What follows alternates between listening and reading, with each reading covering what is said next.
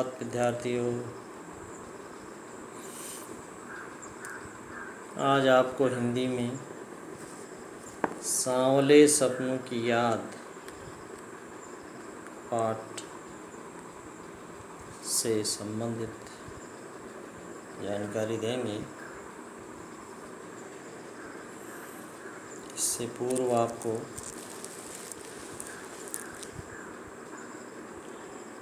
सांवले सपनों की याद पाठ के लेखक जाबिर हुसैन के बारे में जानकारी दे चुके हैं। उनसे संबंधित प्रश्नोत्तर आप कक्षा कार्य कापी में लिख चुके होंगे और उन्हें याद भी कर चुके होंगे। आज सांवले सपनों की याद पाठ ये सालिम अली के जीवन से संबंधित है। किस प्रकार से सालिम अली को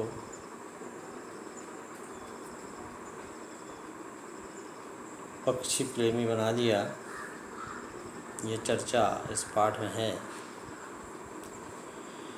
सुनहरे परिंदों के खूबसूरत पंखों पर सवार सांवले सपनों का एक हुजूम मौत की खामोश वादी की तरफ अग्रसर है, बढ़ रहा है। ठीक है, कोई रोक टोक सके कहाँ संभव है। इस हुजूम में आगे आगे चल रहे हैं सालिम अली। इस हुजूम में आगे आगे चल रहे हैं सालिम अली। अपने कंधों पर सैलानियों की तरह अपने अंतहीन सफ़र का बोझ उठाए। लेकिन यह सफ़र पिछले तमाम सफ़रों से भिन्न है। भीड़ भाड़ की ज़िंदगी और तनाव के माहौल से सालिम अली का यह आखिरी पलायन है। अब तो वो उन वन पंछी की तरह प्रकृति में विलीन हो रहे हैं जो ज़िंदगी का आखिरी गीत गाने के बाद मौत की गोद में जा बसा हो। कोई अपने जिस्म की हरारत, जिसमें शरीर हो गया, जिस्म की हरारत और दिल की धड़कन देकर भी उसे लौटाना चाहे तो वह पक्षी अपने सपनों के गीत दोबारा कैसे गा सकेगा। अर्थात सालिम अली के जीवन से संबंधित जो घटना है, अर्थात सालिम अली जो है इसमें पक्षियों के प्रेम में इतने लिप्त हो गए, इतना लगाव उनको हो गया कि वह अपने आप को उन्होंने पक्षियों पर खो दिया, पूरा समर्पित कर दिया। तो इसलिए लेखक का कहना है कि शायद ही कोई उन जैसा पक्षी प्रेमी बन पाएगा।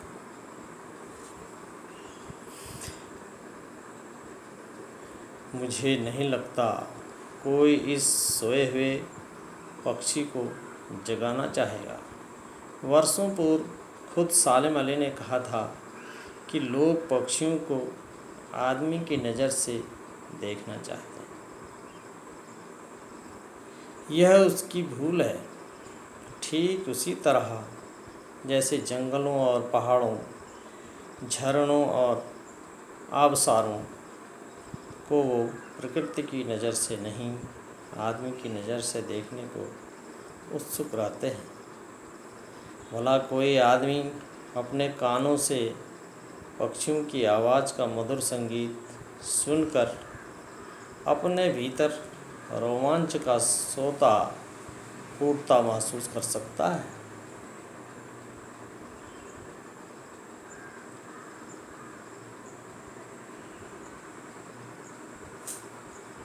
आबशारों निर्मल झरना, ठीक है, स्वच्छ नज़र में, आदमी की नज़र में देखने से उत्सुक रहते हैं, उत्साहित। भला कोई आदमी अपने कानों से पक्षियों की आवाज़ का मधुर संगीत सुनकर अपने भीतर रोमांच का सोता फूटता महसूस कर सकता है। एहसास की ऐसी ही एक उबड़ खाबड़ ज़मीन पर जन्मे मिथक का नाम है सालिम अली।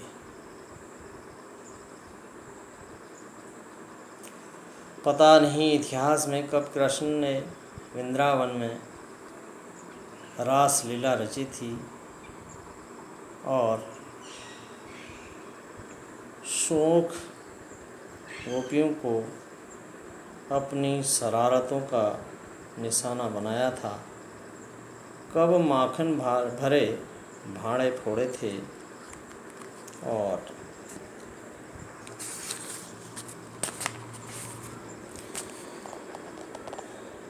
दूर छाली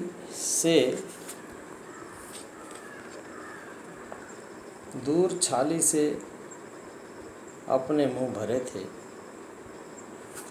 कब वाटिका में छोटे छोटे किंतु घने पेड़ों की छांव में विश्राम किया था, कब दिल की धड़कनों को एकदम से तेज करने वाले अंदाज में बंसी बजाई थी, और पता नहीं कब वृंदावन की पूरी दुनिया संगीतमय हो गई थी। पता नहीं यह सब कब हुआ था, लेकिन कोई आज भी वृंदावन जाए तो नदी का सांवला पानी उसे पूरे घटनाक्रम की याद दिला देगा। हर सुबह सूरज निकलने से पहले जब पतली गलियों से उत्साह भरी भीड़ नदी की ओर बढ़ती है तो लगता है जैसे उस भीड़ को चीरकर अचानक कोई सामने आ गया और बंसी की आवाज़ पर सभी किसी के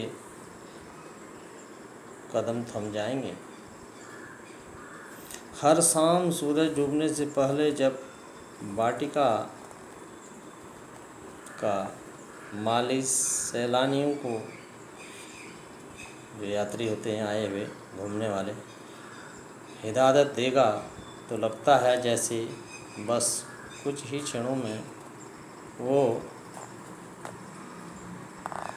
कहीं से आ टपकेगा और संगीत का जादू वाटिका के भरे पूरे माहौल पर छाएगा। वृंदावन कभी कृष्ण की बांसुरी के जादू से खाली हुआ है क्या?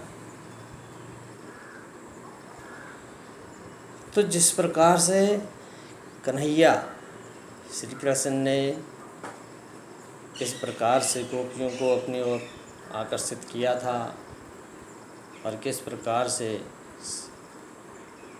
सारे गोकुलवासी उनकी ओर आकर्षित हो गए थे, वृंदावन में ग्वाले गायें सब को उन्होंने मुग्ध कर दिया था। तो ठीक उसी प्रकार से सालिम अली की तुलना की है कि किस प्रकार से सालिम अली के अंदर यह पक्षी प्रेमी वाला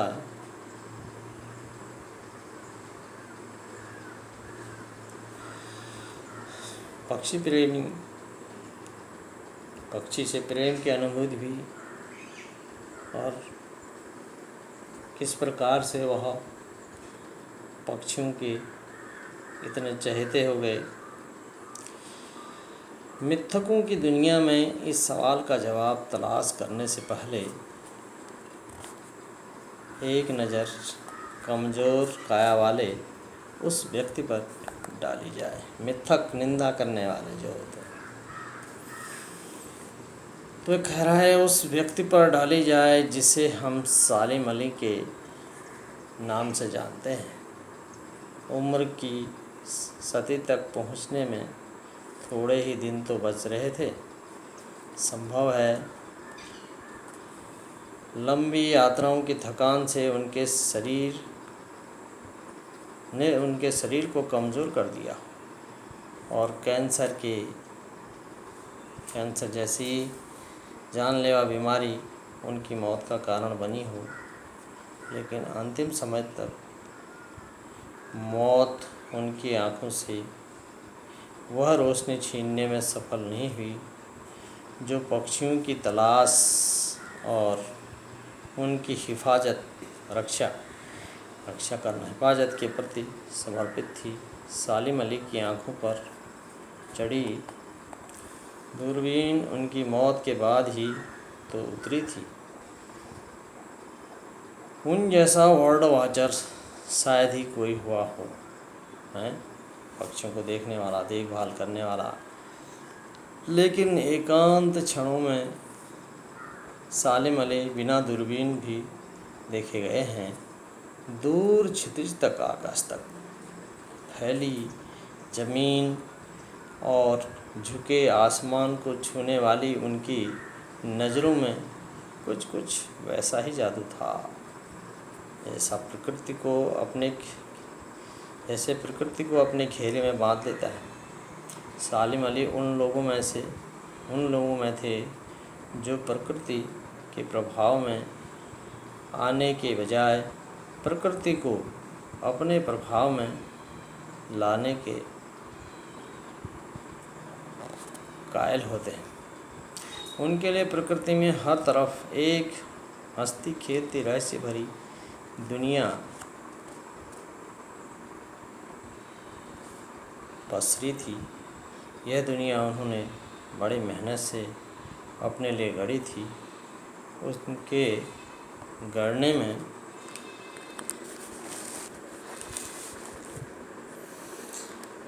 गढ़ने में उनकी जीवन साथी तहमीना ने काफ़ी मदद पहुंचाई थी। तहमीना स्कूल के दिनों में उनकी सहपाठी रही थी। तहमीना सालिम अली की पत्नी है। किस प्रकार से सालिम अली को पक्षियों से प्रेम है। कैंसर से पीड़ित होने के बाद भी वह पक्षियों की देखभाल करते देखे गए हैं। अपने लंबे रोमांचकारी जीवन में ढेर सारे अनुभवों के मालिक सलीम अली एक दिन केरल की साइलेंट वैली को रेगिस्तानी हवा के झोंकों से बचाने का अनुरोध लेकर के चौधरी चरण सिंह से मिले थे। वे प्रधानमंत्री थे। चौधरी साहब गांव की मिट्टी पर पड़ने वाली पानी की पहली बूंद का असर जानने वाले नेता थे। पर्यावरण के संभावित खतरों का जो चित्र सालिम अली ने उनके सामने रखा, उसने उनकी आंखें नम कर दी। तो प्राकृतिक दृश्य और पर्यावरण रक्षा के जो बिंदु थे, उन्होंने उस समय अपने देश के प्रधानमंत्री चौधरी चरण सिंह हुआ करते थे। तो चौधरी चरण सिंह के समक्ष प्राकृतिक सौंदर्य की रक्षा है, पक्षियों का बचाव, जो प्राकृतिक चीज़ें हैं, यह प्रकृति खतरे में है, यह एहसास उनको कराया था। और पर्यावरण की रक्षा हेतु कुछ कदम बढ़ाया जाए, ये जानकारी उन्होंने उनको दी थी। आज सालिम अली नहीं हैं, चौधरी साहब भी नहीं हैं। कौन बचा है जो अब सौंधी माटी पर उगी फसलों के बीच एक नए भारत की नींव रखने का संकल्प लेगा? कौन बचा है जो अब हिमालय और लद्दाख की बर्फीली ज़मीनों पर जीने वाले पक्षियों की वकालत करेगा। सालिम अली ने अपनी आत्मकथा का नाम रखा फॉल ऑफ स्पैरो। मुझे याद आ गया D.H. लॉरेंस की मौत के बाद लोगों ने उनकी पत्नी फ्रीडा लॉरेंस से अनुरोध किया कि वह अपने पति के बारे में कुछ लिखे। फ्रीडा चाहती तो ढेर सारी बातें लॉरेंस के बारे में लिख सकती थी, लेकिन उसने कहा मेरे लिए लॉरेंस के बारे में कुछ लिखना असंभव है। मुझे महसूस होता है मेरी छत पर बैठने वाली गौरैया लॉरेंस के बारे में ढेर सारी बातें जानती है, मुझसे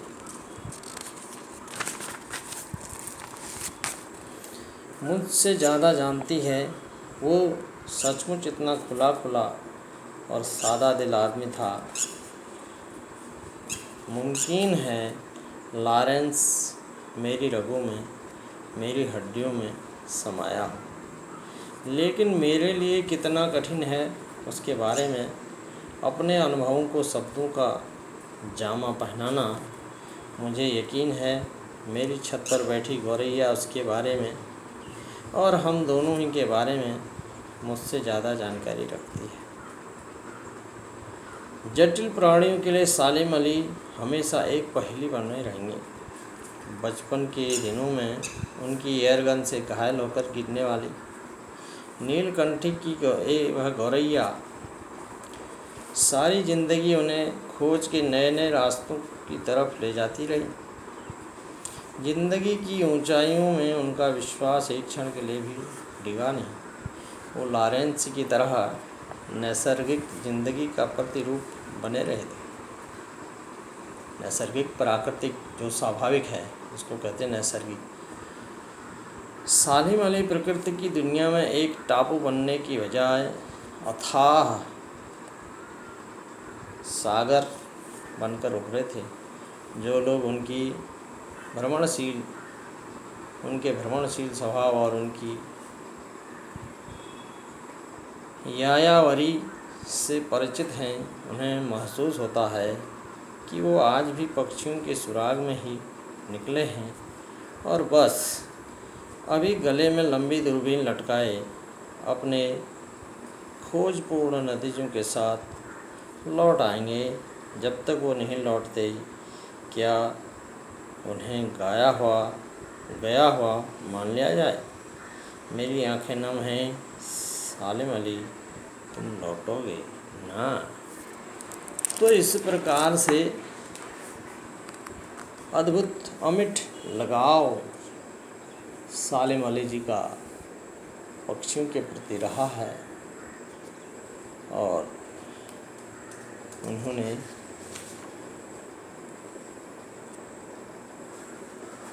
पक्षियों के देखभाल के लिए, पर्यावरण की सुरक्षा के लिए भी अपने देश के प्रधानमंत्री तक यह बात रखी थी। सालिम अली जीवन भर इस बात से क्षुब्ध रहे कि लोग पक्षियों को आदमी की नज़र से देखते हैं, लेकिन कोई पक्षियों को उन्हीं की नज़र से नहीं देखता। इस बात का उनको अफसोस था। सालिम अली कमज़ोर काया वाले व्यक्ति थे। शरीर कमज़ोर था उनका। 100 वर्ष के करीब पहुंच गए होंगे, कैंसर से ग्रस्त हो गए। इतनी लंबी यात्राएं करते और अंतिम सांस तक भी नए नए पक्षियों की खोज करते रहे और उनकी सुरक्षा के बारे में चिंतन करते रहे। सालिम अली की नज़रों में दूर धरती और आकाश तक फैला हुआ जो प्राकृतिक सौंदर्य है, वह सौंदर्य हमेशा हंसता खेलता दिखाई दे, इस प्रकार की उनकी भावनाएं थी। प्रधानमंत्री से भेंट इस संबंध में उन्होंने की थी। इस संदर्भ में उन्होंने बात भी अपनी रखी थी चौधरी चरण सिंह जी से, प्रकृति प्रेम और केरल की जो साइलेंट वैली है उसको बचाओ, ऐसा आग्रह इन्होंने देश के प्रधानमंत्री से किया था। ठीक है, पर्यावरण सुरक्षा के संबंध में इन्होंने, इनके जो विचार थे वो विचार बड़े भावुक करते हैं। आज भी पर्यावरण के बारे में अब तो सजग हो गए हैं लोग। तो इस प्रकार से प्रकृति, पर्यावरण सुरक्षा और पक्षियों के प्रति विशेष लगाव सालिम अली जी का रहा। पाठ का स्वाध्याय एक बार और कर लेंगे घर पर पुनः। और एक छोटी सी घटना से सालिम अली इतने बड़े पक्षी प्रेमी बन गए। छोटी सी घटना, भाई एक गौरैया का उनके माध्यम से एयरगन से घायल हो जाना, और फिर उसी गौरैया की सेवा में वह लग गए, उसकी देख रेख में लग गए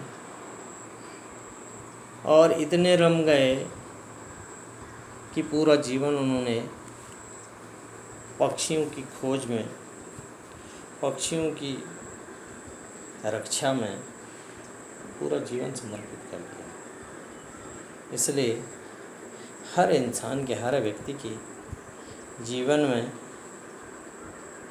कोई भी छोटी सी घटना भी उसके जीवन के लिए प्रेरणादायी हो सकती है। तो हमारे जीवन में भी कब किस प्रकार का बदलाव आ जाए यह हम नहीं कह सकते, और हर व्यक्ति के जीवन में बदलाव निश्चित रूप से आता है और अच्छा बदलाव आए ये आशा हम करते हैं। धन्यवाद। शेष जानकारी कर लेंगे, पाठ का एक बार स्वाध्याय कर लेंगे।